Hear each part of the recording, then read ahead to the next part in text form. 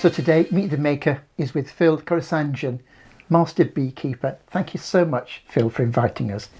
You're very welcome. Good to have you here. Well, I'm lighting a smoker. Today we're just going to check really that some of the colonies that had to be fed, that they've got enough food and they've taken what I've given them. And I shouldn't need the smoker. But what I found is that the bees know when you haven't got a smoker and they take advantage. I put a bit of grass in the top there, and that's partly to stop the ash and sparks coming out, and partly to cool the smoke, because we're not trying to cook the bees.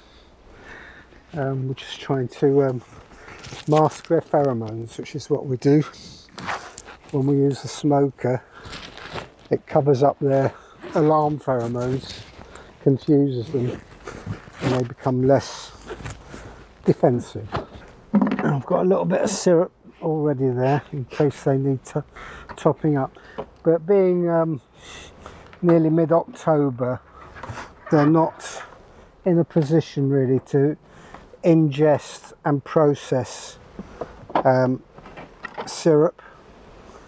So that you can see that that's a feeder, and they've taken all the syrup. So this is called a rapid feeder. But well, just in case the weather does stay fairly mild for another week or so, I'll just give them a little bit more.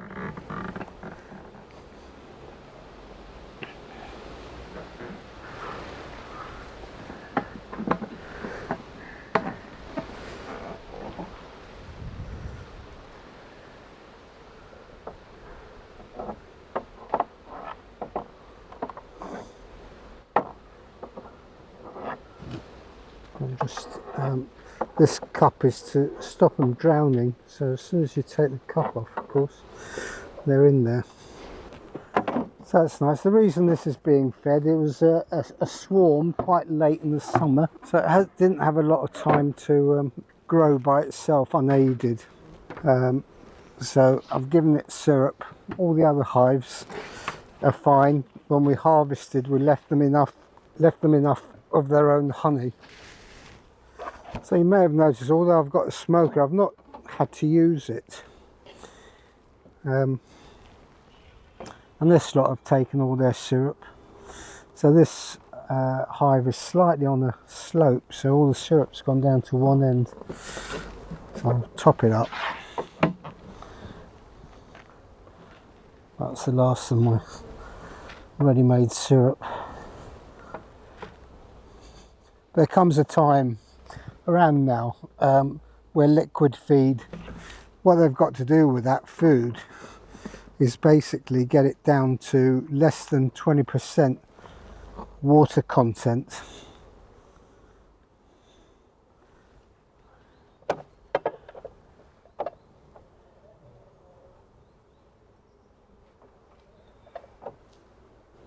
Because if they don't, it will ferment. Turn to alcohol, won't do them any good. And I'll periodically, every couple of weeks or so through the winter, I'll come and heft the hive and see if it's getting lighter. At some stage I might decide that it needs a bit of support. So syrup is no good for them in the winter. They'll just drown it, they'll get chilled, they can't process it. So we give them fondant, which some people call icing. When we have our Christmas cake with the icing on it, the bees get their own icing, which keeps them going. So we don't have to do that with all of them. It's just the baby ones which were late in developing, and we want to encourage them to basically, well, not encourage them, keep them alive. So bees will consume something like 375 grams of sugar, of honey per week through the winter. And of course they can't forage in the winter, there's nothing to forage. So they need 1.5 kilos of honey per month. So if they're between October and April, we've got 6 months, so they need you know, 9 kilos of as a minimum, 9 kilos of honey to keep them going. How much would a hive produce in a year? Well, it depends. Depends on the bees, depends on the environment, and it depends on the weather. So you can't. Some years, I have fed the bees more syrup than they've delivered honey. In fact, they've delivered no honey, depending on where it is. And you might get an apiary, on paper looks ideal. And then when you look at it more closely, you've put your bees in a green desert. So some agricultural grassland pasture, where there's no hedgerows left, very little natural habitat.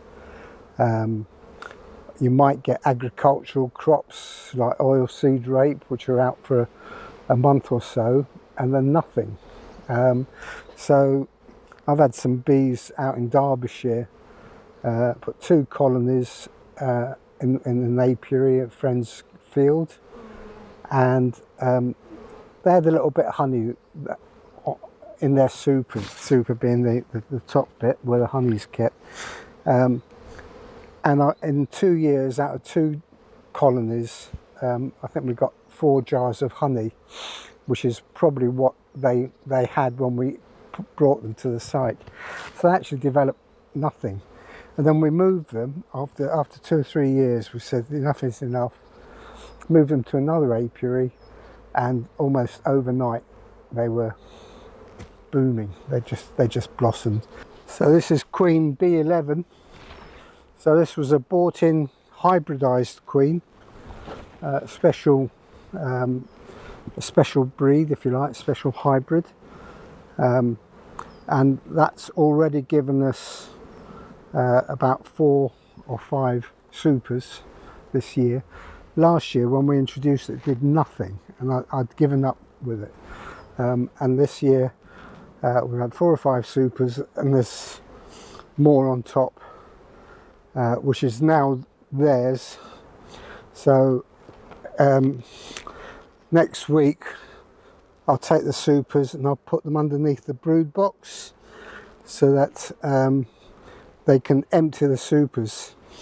At the moment there's a queen excluder here, and what will happen if I the same with all of the hives, if I don't do anything, I just leave it as it is, the workers will eat up all the honey in the brood box. The queen has stopped laying or slowed right down, so there'll be very little brood here. They'll eat up all the honey, and the workers will come up to the honey in the supers. And if I leave the queen excluder there, they'll just leave the queen behind, and she'll die of cold and starvation. So for definite, I don't want the queen excluder there. Secondly, if I leave the supers there with no queen excluder, part way through the winter, the queen will migrate upwards where it's warm, where the honey is, and in the spring she'll start laying eggs in the super, which I don't want, because then it means you've got brood where the honey is that you want to harvest. So what I and a lot of beekeepers do is move the supers underneath the brood box. We call it under supering, and then they'll eat all the stores in the supers. When they migrate, when the queen migrates upwards, the brood box will be at the top, and she'll start laying eggs in the brood box where we want her to lay eggs. So that's part of the management. Like a lot of things with beekeeping, well, with anything, you learn the hard way. And I left the supers on top for too long one year, and the queen had started laying. It's not an irretrievable problem, but it's not what you really want if you want to be efficient. One thing I was really quite surprised by when I came to visit you was it's such a small garden, yet you have a number of hives. I always thought if you wanted a beehive, you'd need like a massive garden or a farm. Can you really have beehives just in a little suburban garden? You can have a beehive on a garage rooftop, which a lot of people do. So you only need, I mean, in order to keep bees, you need maybe a square metre. If you've got 2 hives, maybe 2 square metres is enough. Bees will forage 3 miles or more. So even if you have a big garden and you have a lot of nice flowers in it, bees aren't going to be satisfied with that. They need, to make a pound of honey, 450 grams of honey, they need to visit 225,000 flowers. So just having a couple of crocuses, you know, in your flower beds, not going to satisfy them. So they will fly, and as long as within 3 miles, I mean, when we talk about 3 miles radius, you're talking an area of 25 square miles. So pi r squared, you know, 25 to 28 square miles. I mean, the same thing with when you think about some beekeepers take their bees to orchards, apple orchards and whatever. And if the orchard farmer hasn't cut the dandelions down, the bees will forage on the dandelions and they'll leave the apple blossom alone, because dandelions contain more sugar in their nectar than the apple blossom does. So this is a honeycomb from a particular hive in the garden, and it's not a bad comb. It's not what I'd call prize winning, because it's not capped all the way fully. And the bees have capped it with pure wax, which they produce from wax glands in their abdomen. They've got 4 pairs of wax glands, and when we make jam, the sugar content determines how long that jam will keep without spoiling. And bees have known about this for about 60 million years. So they will collect nectar at about 80% water content, 70 to 80% water content, and they have to reduce that down to less than 20% water content. If they don't, that honey will ferment, turn to alcohol, which is okay if you're a monk and you want some mead, but not if you want your food stores for the winter to be kept safe. And where the knife won't reach, we can just take off the cappings. Because if we don't take off the cappings, basically the honey won't come out. We've got 3 combs in there. Normally we'd put 9 to demonstrate, and we can set that off.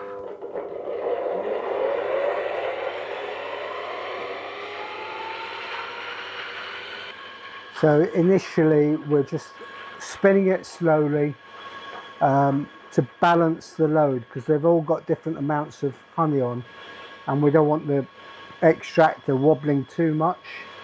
So that's balanced it a bit, and we can speed it up.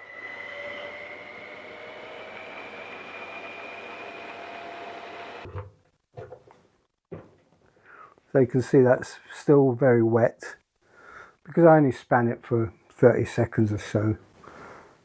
So I'll put it back, give it another go.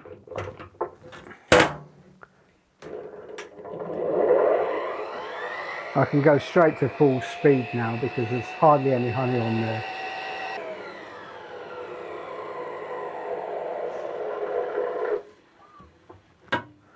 So if I pull that out now, that hardly weighs anything. All the honey's come out of it.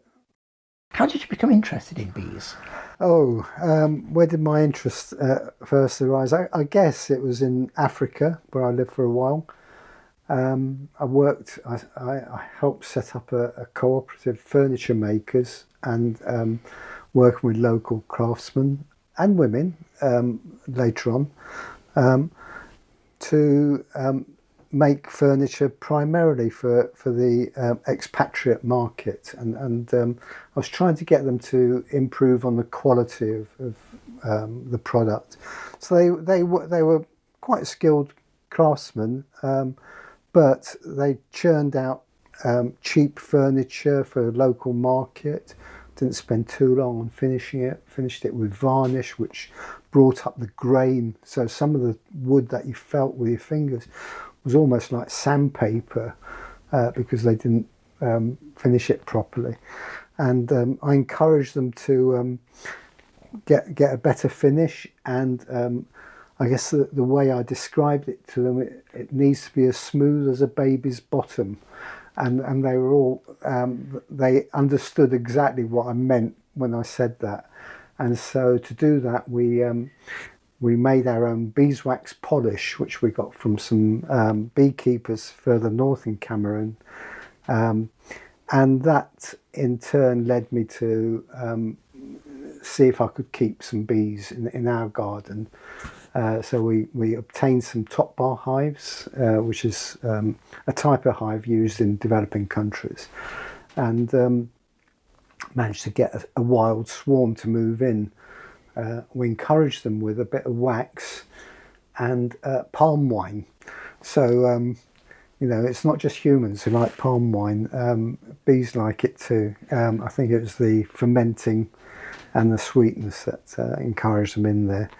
So it's got some wild bees in, and when I tasted their honey, I could not believe how sweet it was and how clear the taste was. And I never liked honey previously, but that converted me to honey. I wasn't that keen on bees either initially, but when we came back to this country, we had a swarm in the garden, and one thing led to another, and we got some bees. And I was lucky enough to get a really good mentor, Hughie Grant, who taught me most of what I know about beekeeping and honey production. And the fascination, once you find out a little bit about bees, you find out more, and it's a very, very dangerous pastime to get into. It just sucks you in. The more you know, the more you want to know, and the more you know, as in any field, the more you know, the more you find out you don't know, and yet you have to study it. Hugely fascinating. I mean, get into the sex life of bees. You think, what's so interesting about that? And you find out that virgin queens come out of a hive, go to a drone congregation area, and all the drones from a huge area all congregate in this particular, quite discreet, quite well-defined area. And we don't know how the drones know where to go, and we don't know how the virgin queens know where to go, because they've never been there before. The drones are this year's drones, because all the drones are killed or left to die from the autumn. So what we get in the spring is new drones, and the virgin queens have just emerged. So they've never been out, but they find this drone congregation there, and the queen will mate in midair with between 15 and 20 drones. So, and then that's it. That's her sex life, and so she'll store that sperm in the body for life, and release the sperm one at a time to fertilise eggs as she lays them. And a fertilised egg turns into a female, an unfertilised egg turns into a male. The drones, they die as a result of the mating process. So a drone that lives for a long time, hasn't had sex, and a drone that has a good time for a couple of minutes, pays for it with his life. So, you know, you find out all these things and they're just fascinating. You know, I mean, I mean, they've had 60 million years to work out this process, you know. This Fantastic. is just endlessly fascinating, Phil. I just have so enjoyed speaking with you. Thank you so much for spending time with me. You're very welcome.